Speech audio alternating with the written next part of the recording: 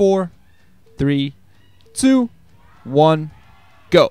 Hey guys, Ranch here, bringing a of commentary. It's been ages since I've done this, and thought I'd give myself a little bit of a warm-up for the MSL that's coming up. This is going to be from the Proleague 5th round. This could be the ace match between SKT1 and WeMade Fox, played on 21st of June, just about a week ago. And the reason I am playing this is because this is between Bisu and RorO. And Bisu's back after a long hiatus, and I'm really interested to see how he's, how he's shaping up, how he's looking. This is, of course, a little bit of a spoiler in that you guys know this is the ace match, that the other matches have gone equal, gone equal. And, they've gone on to moved on to the ace match, but I don't really consider this too much of a spoiler. These games were played almost a week ago, and, the only thing, only thing it does is spoil the 4th set, technically speaking, for those of you that watch everything.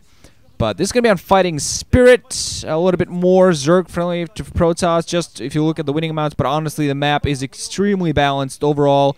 It has been used all over the place, OSL, MSL, Pro League, and just really an overall popular map, a map I really enjoy watching, 4-player map. I totally forgot the colors and such. And just really happy to see Bisu back in the game. I'm going to see whether his rest gave him, the needed stuff to get him back into this. At the upper left-hand corner, we do have Bisu at 11 o'clock. In teal as the protoss player. At the upper right-hand corner, in purple, we do have RorO Zerg player at the 1 o'clock.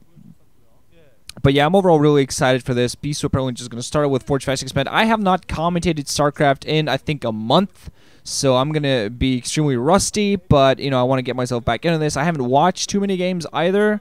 But OSL started up, so I'm going to be watching a lot of nuke stuff. I've been paying attention to news and stuff, but I haven't been watching much in the way of the games. I've been busy with life and trying to, give myself a little bit of a rest. I try to do that every time I finish MSL, just give myself a little bit of a rest from StarCraft. I listen to the news and stuff like that, but I try not to keep myself a little bit not in it as much, not as immersed. Let's say on the opposite side, we seem to be early pool, I think overpool, or I'm sorry, 12 hatch. From RorO, what am I looking at? 12 hatch into spawning pool. I'm completely off already. See what I'm doing? All crazy. Spawning pool way too late to be an overpool. So yeah, 12 hatch. This 4-player map is very safe from both players. Bisu going for the Nexus right after a Forge. Doesn't need to be, can be safe in that, putting the Nexus down first. Would have been probably even safe just putting down the Nexus before Forge, but even though this is a 4-player map, you're not going to take any serious risks just in case that your Zerg opponent goes for something insanely crazy and aggressive. Bisu trying to keep his probe alive inside, almost getting caught by a few drones, getting his shot off. Gateway before cannon, so he can definitely allow himself to tech before he can put up cannons. There's not going to be any aggressive move coming in from RorO anytime soon. But yeah, WeMade Telecom had a rather bad start to the season, but they've recently bounced back. Their Zerg line has actually been playing surprisingly well. S2 and Hyuk of all people bringing in the bacon. S2 especially, I mean, a guy that I'm actually, one of the reasons that people knew me from the beginning is that I think my second game or third game I ever cast was watching S2 lose to GG play in a horrible fashion. Bisu being annoying with his probe there, trying to get a drone kill going. At the very least, just annoying, trying to delay mining. Still, with his hijinks. And I'm really hoping that Bisu gets back into this because I've always said Bisu is one of my favorite players, one of my favorite protoss players because of his style of play. I don't like his cockiness, and I don't like how he often underestimates his opponents, but if he plays careful and he plays the way he can play, he is absolutely a magnificent protoss player. And even though I don't think he is the Zerg killer he once used to be, I still think he's an overall very good player that should be able to beat anybody on a good day, on any given day, actually, now that I think about it. Layer at the natural expansion, plus an expand to the lower right-hand side, way at the lower right-hand for RorO, so he's going to try to get a third base down there. Probably to just pick up the bases at the corners rather than try to expand at the 3 o'clock position. I've seen this often done by Zerg players. Try to pick up the main, the lower right hand, just so he can expand the natural. Then you have two bases that are pretty easy to defend. Bisu now going in with Zealot, forcing the drones away. No defense. Final couple of Zergers coming in, so I think he's going to be able to defend this pretty well. A lot of more Zergers now. Bisu trying to get the Zealot in there on the scout, but he's going to be forced to. Oh, not even getting a single Zergling. Just as he goes, he is going to be, meanwhile, move a Zealot down there to the lower right-hand position to spot it out. RorO, meanwhile, denying the scout inside of the main, so at the very least, that's a little bit something for him there. Photon cannons at the front for Bisu, so he's going to have some defense. Move his Zealot back to help him defend that. It's actually a good decision. Have some probes out there. I think that's a probe for Bisu at the lower right-hand position. That's going to be able to spot that. Zealot kind of running around, has to be very careful not getting caught. Probably going to get caught by those Zerglings. So, especially as soon as speed kicks in, that Zealot's toast. Yeah, there you go. Sorry, Zealot. Just try to do what you can, but that's actually not a very good start for Bisu. 2 lost Zealots to nothing. He has a couple of cannons at the front, so they're going to help him defend. Spire on the way now for RorO. He's going to try to get some Mutalisks out there. Citadel Wadoon alongside us. Stargate. Dragoon also out there for Bisu, so with his Dragoon and a couple of cannons, he's going to be able to defend the front. Dragoon's going to help him blockade any entrance for the Zerglings trying to run by, so the very least he's going to be able to prevent any economic damage from coming in. Additional hatcheries now come down for RorO. Oh, nice! Drone kill there by Pro, the lower right-hand position. So Bisu at the very least trying to make up for his 2 lost Zealots, which is kind of bad for him there. Another Zealot at the front. Gotta be careful. Might get caught. He's actually moving out with it a little bit. Has to be very careful with that. Getting it surrounded. So many hits. Losing another Zealot. Ow.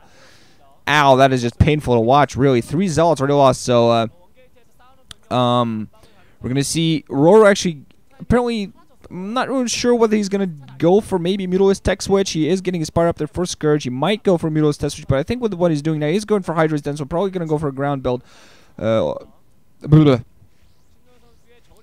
Bisu's going to get the spot on that. Let's see, Temple Archives coming up. The Corsair going to be able to get at very least 1 Overlord before it gets killed by any Scourge out there. But, yeah, there we go. Is he going to be able to get the Overlord? No, he's not. Oh, God, Bisu, come on, dude. Losing that, losing that Corsair. That's just little mistakes that you should not be making. Losing Probe Scout again, that can maybe be forgiven, even though, you know, he's notoriously known for keeping them alive. But Creep Colony is the lower end position now for RorO. He's going to be able to safely get his 3rd base up. Bisu at the very least, he's not taking any economic damage, but he's taking some serious troop damage. So he needs to do something serious. He needs to get his Templars out there. He needs to get some Storms. He needs to keep getting his troops up there so he can actually defend any attack at the front, because if RorO goes for 3 base heavy Hydra attack, I think he's going to be able to push in on Bisu and do some get some serious damage on Scourge. We're going to get in there, going to get the spot. Cybernetic Core spinning. That's going to be weapons 1 on the Corsairs, because he is getting a decent Corsair count, so he's going to try to go out there, maybe do some serious amount of damage. And we're going to see whether they're going to try to go with a heavy Corsair count alongside a heavy ground army. I'm not quite sure what Bisu's up to. DT's out there for now.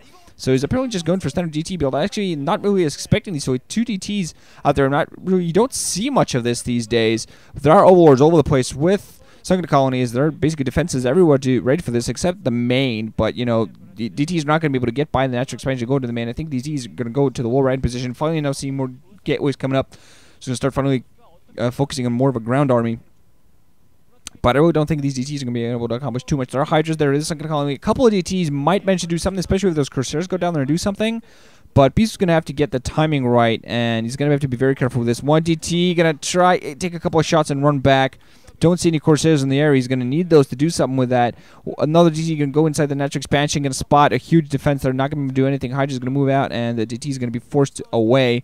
Bisu not managing to do anything, even though he ran this around. He finally has his Corsairs in play. No weapons 1 yet. High Side Templars out there as well. He's going to take over, get his Storms out there, I think.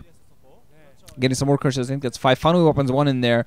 Has a couple High Templars. Was he actually morphing them into Archons? I'm not quite sure. DT going to actually get a shot off on the side. Just actually run away from them. Probably thinking there's Overlord on the way, so he has to be very careful. Bisu going to try to expand towards that 12 o'clock, and he really needs that base because the Zerg player's been allowed way too much up ground. There is an Archon in play. Not the best thing against Hydras. You actually want Storms. Hydra's going to come in there. 1 Zealot and Archon. 1 cannon goes down. The Archon, the only thing, you're doing some Spires. DT's going to come in from behind. Hydra's actually doing a pretty good job here. More Zealots coming in. Corsairs being forced from the back, but now Bisu finally has a auxiliary troop comes in from the back. Zealots coming in at a huge time. The Archon does go down. The T's also being a huge help. They're a huge amount of damage in 1 hit.